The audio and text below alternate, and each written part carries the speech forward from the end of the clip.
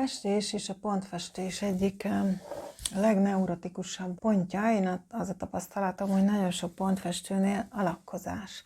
Elkészült valami szép, elégedett vagy vele, tetszik, és akkor tudod, hogy rá kell rakni a lakkot, és megremeg a kezed, ami teljesen érthető, mert teljesen tönkre is tudja vágni egy rossz lakkozás. Ebben a videóban azt szeretném megmutatni egyrészt, hogy mire való a lakkozás, mert fontos szerintem, milyen lakkokat tudunk használni, és a végén egy képet megmutatom, hogy én hogyan lakkozom, nyilván lehet más módszer szerint is. A lakréteg a festményen több funkciós. Egyrészt megvédi a festéket. Több rétegben lelakkozod, az egy olyan kemény réteg lesz, hogy az alatt nem sérül egyáltalán a festék. A lakréteg megvédi a koszolódástól is a festésedet. Puha rongyal, vagy egy enyhén nedves, vagy akár száraz rongyal is letörölhető. A pontfestés porosodik, nem rakjuk üveg mögé, hiszen egy háromdimenziós térbeli festési stílus, aminek van magassága, de pont ezért porosodik, hiszen a pöttyök között megszorul a szennyeződés.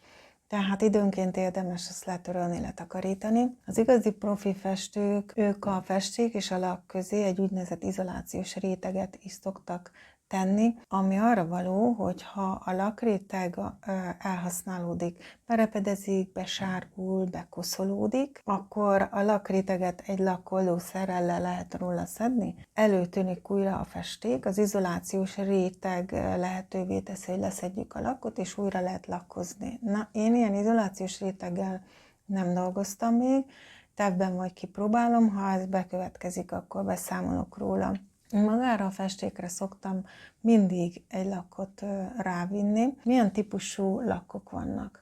Az akril alapvetően vízbázisú vagy oldószeres lakkot tudunk rakni. A vízbázisú lakkok könnyebben kezelhetőek mindenképpen, nem annyira erős vegyszerek. Már a szaga is enyhébb, mint az oldószeres laknak, ami ilyen olajos, terpentines valami. Hát ilyen szempontból én ezt jobban szeretem, a vízbázisú lakkot. Amit én használok, a Pentart márkának a lakjai, illetve a festékeit is szeretem használni. Ez egy magyar márka, jó használható, viszonylag könnyen, olcsón beszerezhető. Akrilfestékre kétféle lakkot készítenek. A glossy, azaz a fényes vízbázisú lakkot, ami tubusban elég furcsa, mert fehér, és elég ijesztő, amikor rákened ezt a fehéret a festményedre, de ez átlátszó lesz és fényes. A másik lakjuk pedig a matt, ami még fehérebb, és mattra fog száradni, ez is akril festékre készült. Kettő között van egy átmeneti típusú lak, amit szaténnak vagy sajánfényűnek is neveznek. Én újabban ezt használom, már gyönyörű.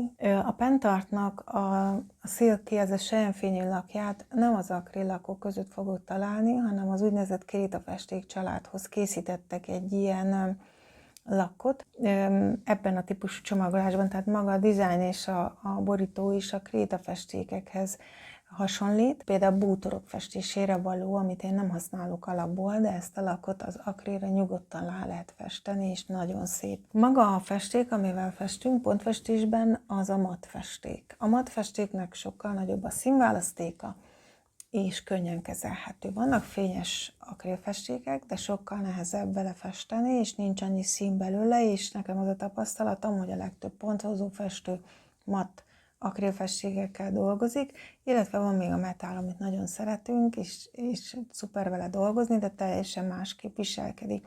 A metál igazából nem igényelni azt optikailag, hogy lelakkozzuk, de a védőréteg arra is jó. A metálfestéknél ugye arra kell vigyázni, hogyha lelakkozom, az letopíthatja a metálnak a csillogását.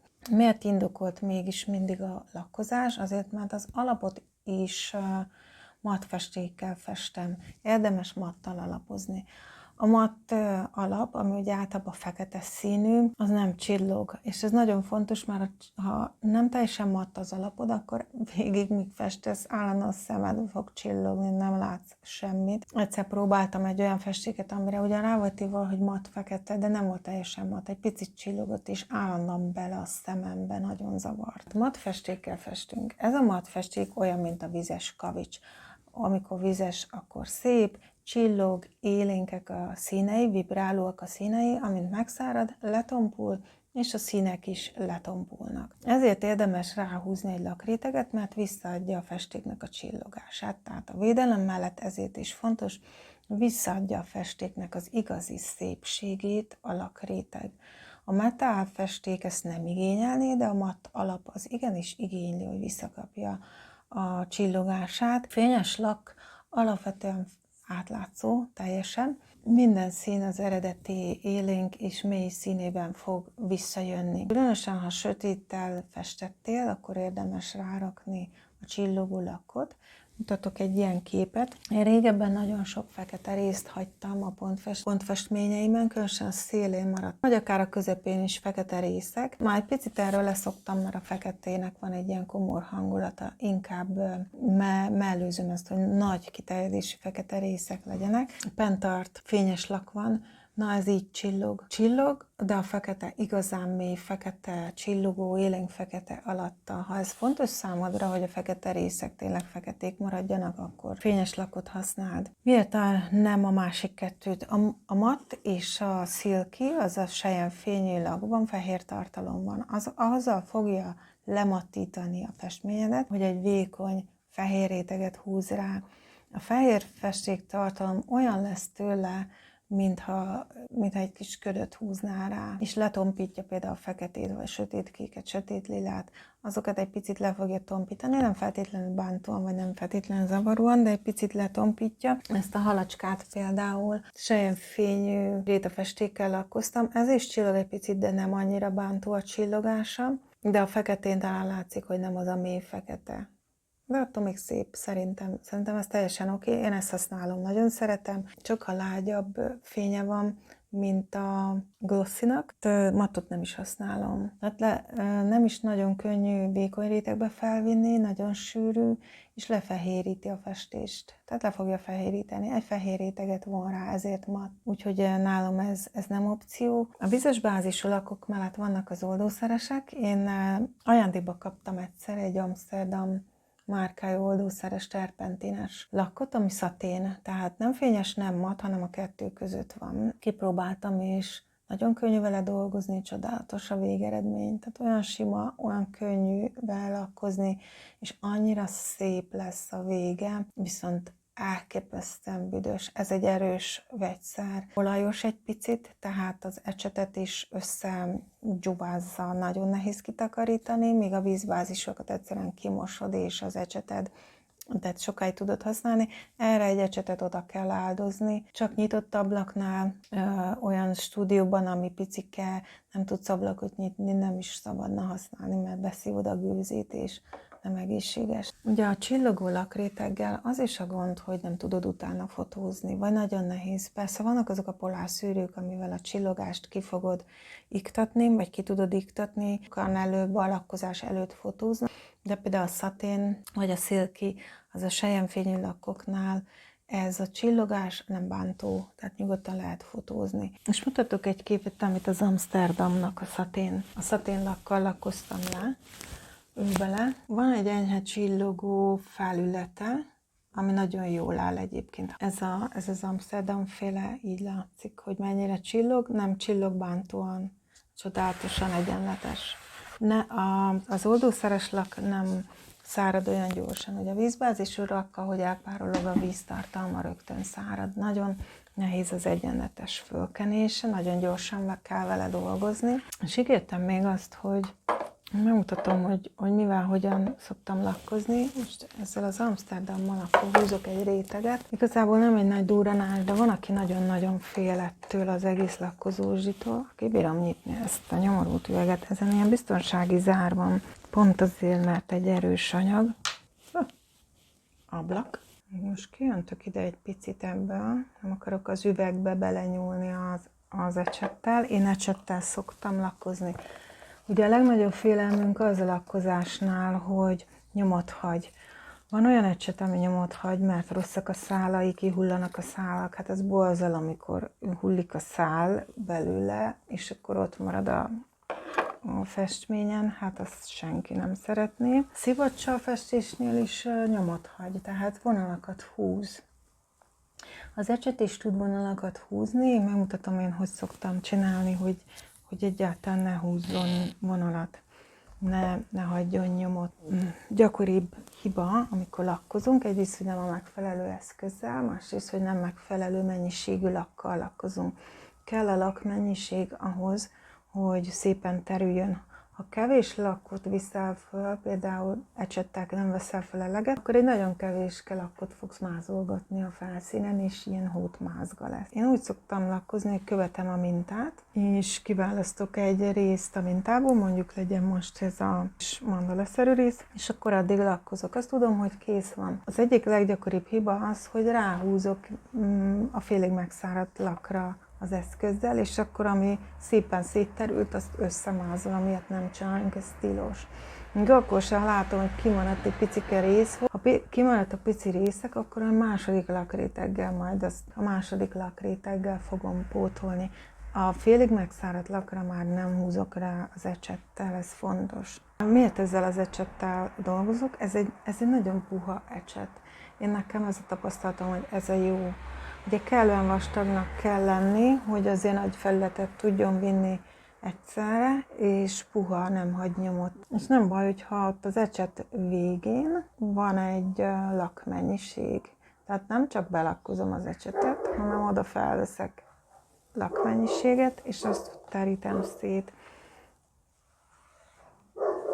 Ez a lak viszonylag lassan szárad, a többivel, a vízbázisúval azért gyorsabban kell dolgozni, mindig vékony rétegben. Ugye két opció van, egy vastag réteget rakok fel, vagy több vékonyat. Mindig a több vékonya jó.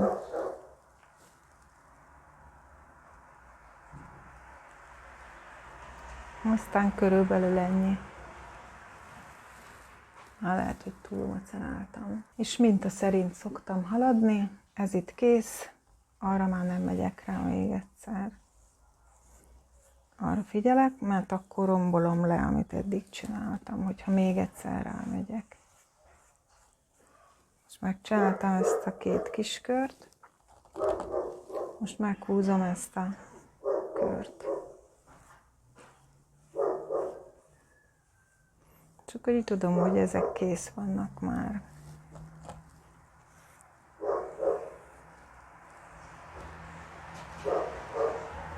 Legyen vékony.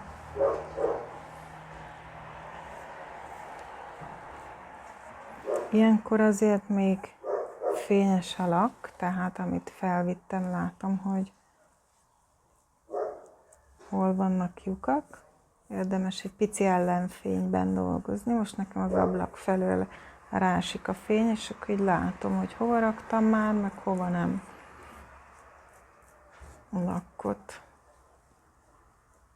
Ennél többet nem kell lecsetezni, nem kell macerálni, mert akkor már, amit szépen elterítettem, azt fogom szétmázolni.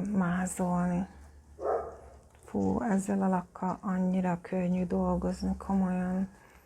A másikkal nehezebb azért, de közben durván támadja az orromat, szememet.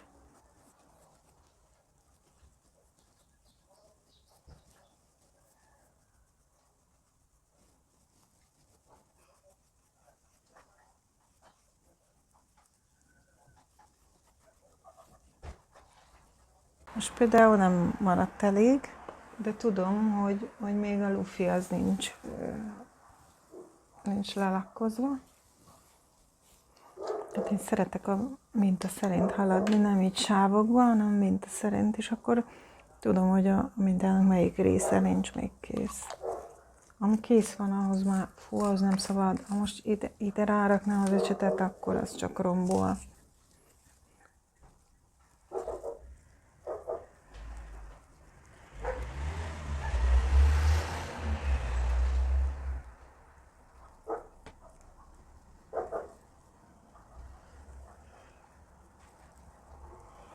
Azért jó ez a puha ecset, mert nem hagy buborékokat. Vannak olyan ecsetek, amelyek buborékokat visznek bele.